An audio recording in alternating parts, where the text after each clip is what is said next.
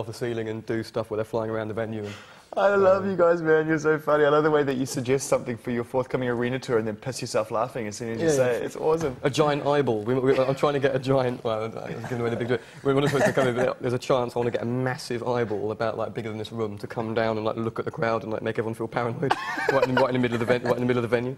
I think it's a little bit all-seeing eye vibe, you know. Well, I just want to be in one of those ideas meetings, you know, when you open your eyes, you get to one of those like total talking things. It's like, you open your eyes and everyone's like this. Yeah. I want to be one of those. It's going to be good, man, I reckon, and obviously, and you know, you've got this new record to perform live. It's important that you get it right in the context of the rest of the songs you play. And the set that you did in Timoth was bang on, so I guess it's a good start, isn't it? You know?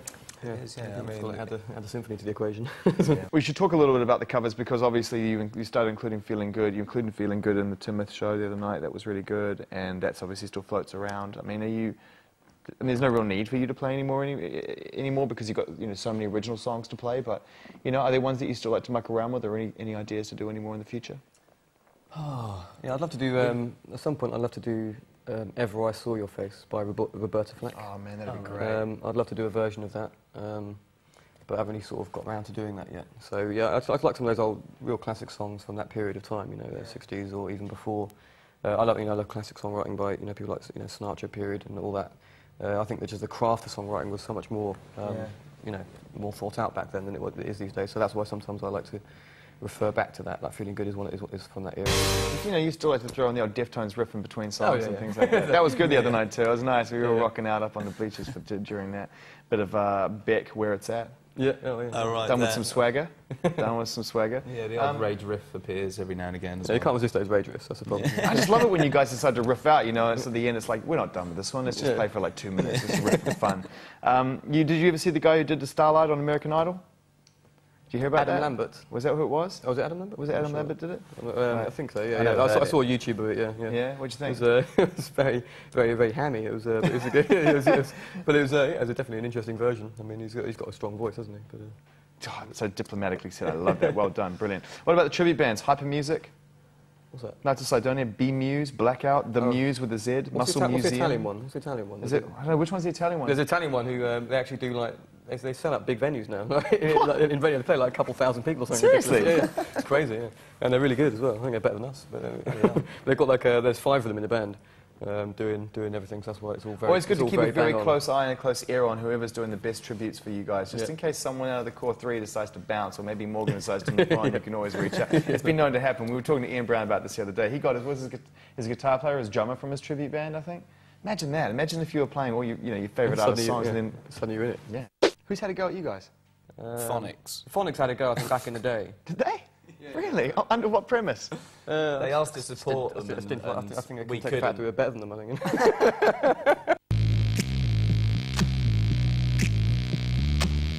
Let's get straight into the Twitter questions, all right? So we all have that. You guys are now firmly ensconced on Twitter.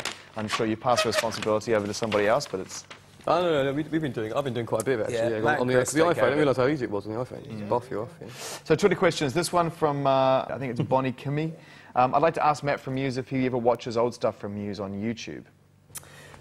What have I seen? I've seen bits and pieces. I saw some terrible performance of Feeling Good in Spain where I just forgot the lyrics and started swearing on television. Do you know that's classic, that performance. There is really? So literally it is like a total clanger? Yeah, it's a terrible one. I just totally forgot the lyrics and then just started swearing for no reason. Yeah, basically. Swearing like what? Like Dan Band? I can't remember the words and he just said 25 It was live on Spanish TV, and I don't think it did us any favours over there. So, I've seen a couple of those things I find amusing that I've seen, like the old early TV performances, which are just terrible. Like I think we played some sort of children's breakfast show or something, or what was it called? Alive and Kicking. Live and Kicking. You played Alive and Kicking? Yeah, but it was a mime, newborn, miming. Wow. And, I was on the bass, Chris on the drums. Nice. And then at the end of it all, Glenn, our old tour manager, came on, did a windmill on we all just had a big bundle. Well, that's Alive and Kicking. So I like those things. Yeah. There is a montage online which we looked at this morning. It was forwarded by him, who thought it was hilarious. That guy over there who's just turned around, who forwarded over to me to use on this interview, that thought it was really funny, all the that you guys did, the montage of have you seen that? No, and it's literally like 12 of them in a row, and it's awesome. Some of them are brilliant. Like just in the middle of rocking out, and then just like, stop, my guitar's so everyone just comes to a crushing halt. And then without fail, during a there'll be Dom, always stands up, hey everybody, g'day, how's it going? Slight problem going on. And I have to say, I did say at Timid that your in-between song banter is some of the most legendary in-between song banter of all time. There's something incredibly banal and nice about what you say, but it's so friendly. You could almost be literally like at a meeting, you know, like, hey everybody, we've gathered you all here today to discuss the following thing. It's so good in front of 60,000 people. It's kind of, you know, it's not the most comfortable of environments, like trying to speak to 60,000 people, you know? All right, another one from the Twitter. This one from Rachel Ness. Question from Muse. Everyone always asks what song you would love to have written or covered. I guess you sort of answered that, didn't you, with the, you know, If Ever I Saw Your Face. Yeah, Saw Your Face, yeah, but like, there's loads of great songs out there. I like it. I've always loved Blue Valentines by Tom Waits. I think it's just one of the best lyrics I've ever heard. A lot of Tom Waits songs. I think the lyrics are just unbelievable. Who would you, just to finish off the question, who would you like to hear cover your songs? Anyone in particular you'd love to have a crack? I mean, it's difficult because you make music that's so unique to you, isn't it? I mean, it's... Celine Dion, I think would be. Nice. Good shout. Good shout. Unintended. How about a Celine Dion, Shania Twain duet for charity? That'd be That'll work. This one from Gaz.